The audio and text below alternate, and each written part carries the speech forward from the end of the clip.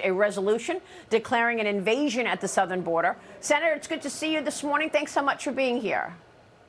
You bet, Maria. It's good to see you. And I want to invite the White House press secretary to the border. You can interview her. I'll interview her. Let's show her what the border literally looks like. It's a sad day in America when the Chinese Communist Party is more concerned about the southern border, paying more attention to it than the president is. It's even a Saturday when the people of Kansas are more worried about this open southern border than the White House is.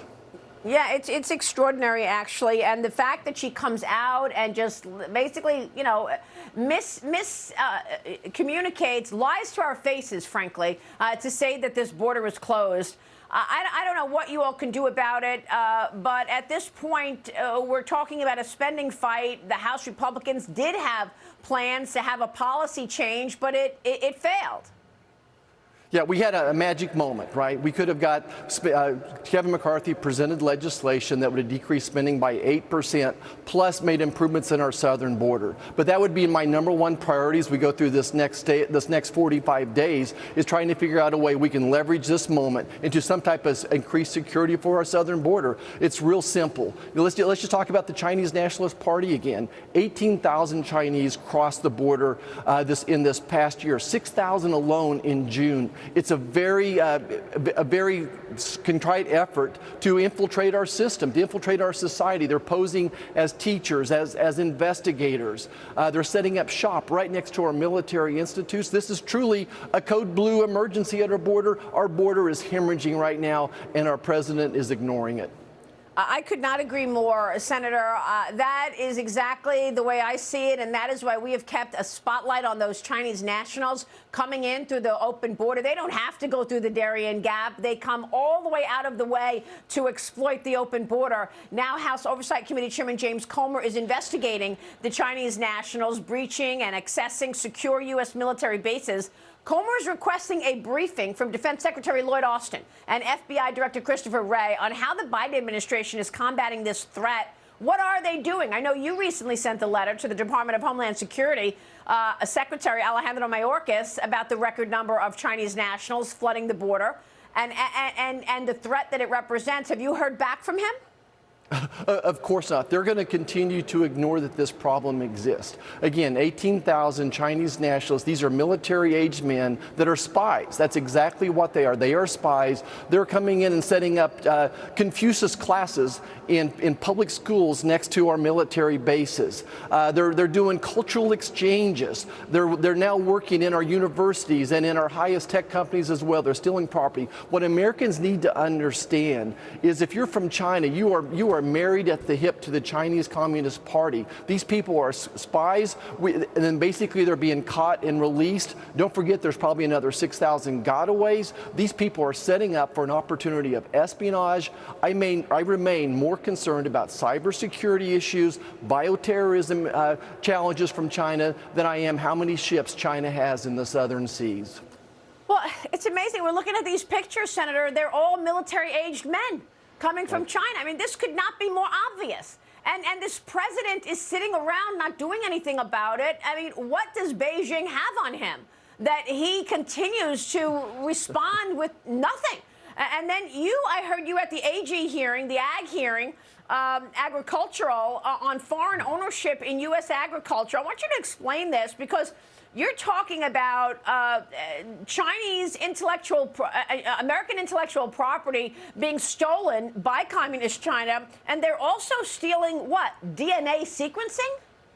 Yeah, exactly. So I don't have to tell your listeners that food security is national security. Often we're taken for granted. But one of the Chinese angles on this is to collect the DNA of every plant, animal, and human being in the entire world. Then they can use that DNA against us. There's certainly great things they can do with it, but certainly also significant harm to humans. But more importantly, perhaps, is our food sources as well. They could develop a virus that would take out the wheat crop in Kansas, and maybe they would develop a virus that our chickens would be attacked attacked by, but theirs would be immune to because they could adjust their DNA as well. Again, I'm much more concerned about their theft of our intellectual property, cyber attacks, bioterrorism than I am how big their army is. On the USDA side of this, the food side of this, yes, they are buying critical land, farmland in Kansas, across the country. I encourage states to institute their own laws. Don't wait on the United States to do this, if you know my concern there. So there are ways to push back on this, and they're also going in and buying the meat packing plants. They're getting into the entire food chain of the United States. Food security is national security. Unbelievable. We're going to talk with former Secretary of State Mike Pompeo in a little while. I'm going to ask him about this issue as well, because he told me long ago that communist China is now inside the gates of America. They're coming at us at all ends, Senator. I mean, whether it be the nationals, Chinese nationals coming in through the border, or the fentanyl flowing from China and killing American citizens, to the surveillance programs. Gordon Chang believes that China wants to eventually go to war with America. Is that the way you see it? Well, we are basically in a Cold War with China right now, that they're infiltrating our schools, they're infiltrating all across the United States. They already released a virus that killed 1 million Americans. What type of signal are we waiting for? They're very clearly, right. They even say that this is their goal as well. We need to wake up. We need to take care of our own schools. We need to protect our own intellectual property. We need to stop all their counterfeits from coming across here. They're killing 300 Americans a day with their fentanyl poisoning. How does Joe Biden sleep at night? I don't know. I don't know either. And let me tell you, this is one of the main issues that we're talking about every single day. The world has become so much more dangerous, and yet we've got a fight underway in the Congress about who's going to run the House. Florida Congressman Matt Gaetz introduced a motion to remove House Speaker Kevin McCarthy yesterday. Tennessee Congressman Tim Burchett joined me earlier in this program, telling me how he plans to vote. Watch this. We've just gone through almost a shutdown because we took the whole month of August off. Yesterday we came in, we said we weren't going to do any more of these continued resolutions yet. We did. 45 days, backing us right up to Thanksgiving, and we'll be right back there, and I'll guarantee you we'll pass an omnibus. I'm poised to vote to remove him from speakership. I just think we're going to have, like I said, he's my friend. It's a tough decision. I prayed about it.